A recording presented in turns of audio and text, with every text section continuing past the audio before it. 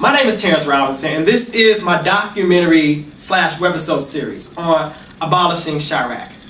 What that means is, I'm going to give you an inside look on what you're not seeing on TV. A lot of times you look at the news and there's one side of the story, you look on the street and there's another side of the story, but we're going to actually go deep inside and talk about what's really going on, in our opinion. So tonight, this episode is about Chirak. So I got my classmate here, Brent. How you doing, man? All right. Good to see you, man. I'm doing good. Hey, so for how long you been in Chicago? I'm 39. I've been here most of my life. I mean, I visited other cities and states, but I'm a Chicagoan. Yeah. All the way. All the way. All the way. Yep. So what part of Chicago did you live in primarily when you started? Hyde Park, the neighborhood of Hyde Park, around Kenwood and Greenwood area. 1130 East Hyde Park Boulevard was my first address with my parents in a big condo. Went to school in the neighborhood and everything, and yeah, that's my origin. That's where I am now too. Wow. I'm back. So you back there? Yeah, I'm back. So tell me a little bit about that. It's changed. The neighborhood's changed. There's a lot of secret violence in Hyde Park, even though Obama's right at the edge of. I'm at the edge of history, right on Woodlawn, and he's on the other side of Hyde Park Boulevard. So I'm at the beginning where they cut off the streets when he comes in town. But that doesn't stop. I mean, everybody's heard the violence that's been happening around Hyde Park and in the Hyde Park area, and it's a secret issue. Wow. Why do you think it's such a secret? Hyde Park is the core of the University of Chicago.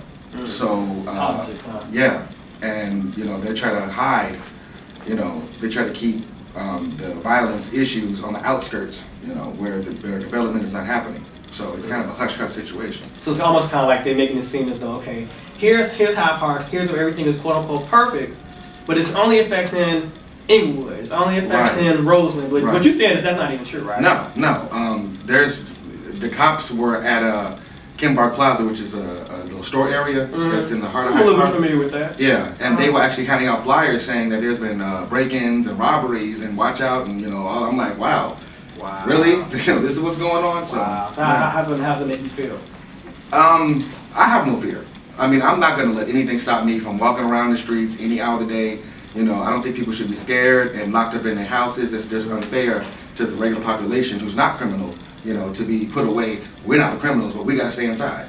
I don't think that's fair. I think if you go out there and just be yourself, you can't be afraid of dying and being shot, because you could be shot, in the most safest circumstances. And it's funny, I want to go back to something you said earlier. You talked about it's not fair to those who are not locked up. And it's kind of like when you look at Chicago, man, like you look at, I've heard a lot about this term called Chirak, man. To people who don't, first off, to people who don't know, Chirak is kind of like a combination of the word Chicago and Iraq. Iraq was, as you guys know, in the early 2000s, was an unfair war that we should not have gotten in. And they've kind of combined the words a little bit to make it seem as though, like, this war we're going on in Chicago, it should not be going on. But the war that we're talking about is a war on gangs and a war on guns and a war on really each other, man. I mean, you got brothers like ourselves killing each other every single day, man. Yeah. Every single day. Matter of fact, did you see the news this weekend, man? Was it 30 shootings or something? 30 shootings, man. Yeah. Man, what's that make you think about? Because, I mean, it's like they're saying now that we live in a war zone, man. They're calling it Chirak. And, I mean, when I first heard Chirak, I saw it online, man. Like, you see it on Twitter, hashtag Chirak. And I was like, what the heck does this mean? And then when I kept seeing it, and then when people kept talking about it, man, it made me ashamed, man. Well, let me say this. If you have a family member or friend who has been put through some of the violence in Chicago, they're not calling it Chirak. They're taking it seriously to heart about people in their family dying and friends being killed.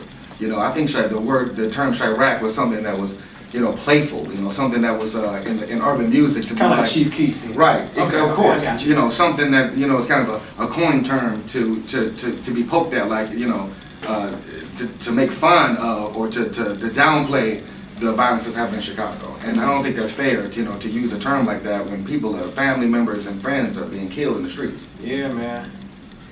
And the crazy part about it is, it's like, when I look at my old block, first of all, I live in, I think it's called Ashburn Whitewood. There we go, Ashburn Whitewood. So like the 80s.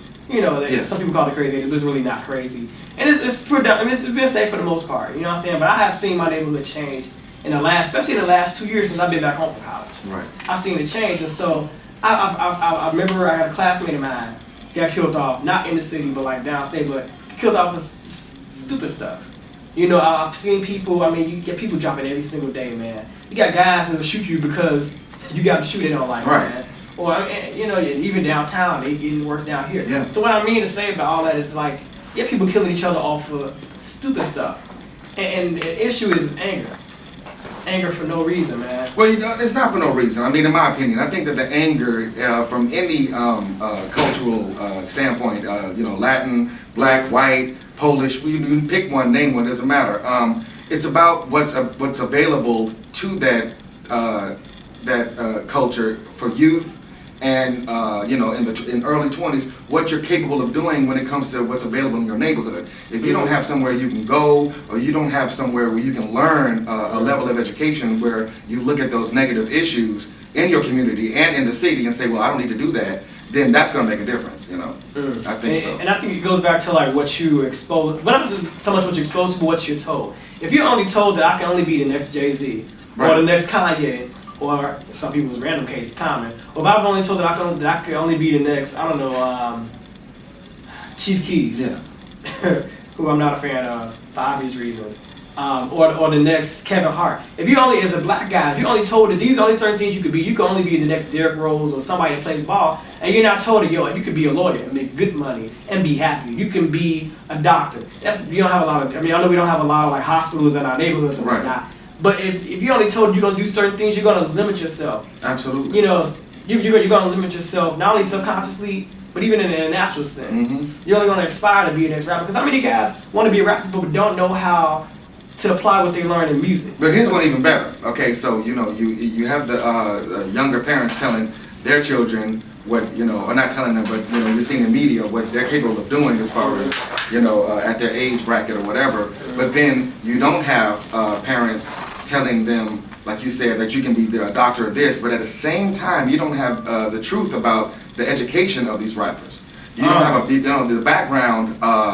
Lil Wayne is college taught. That's what surprised me. And even with the school, I worked in the school system for a year with City here. Had an amazing time. But one thing I also saw was like in the school system, I saw a system that worked, but wasn't getting funded and wasn't getting support for the community. You know, your PTA meetings with people not showing up, and people.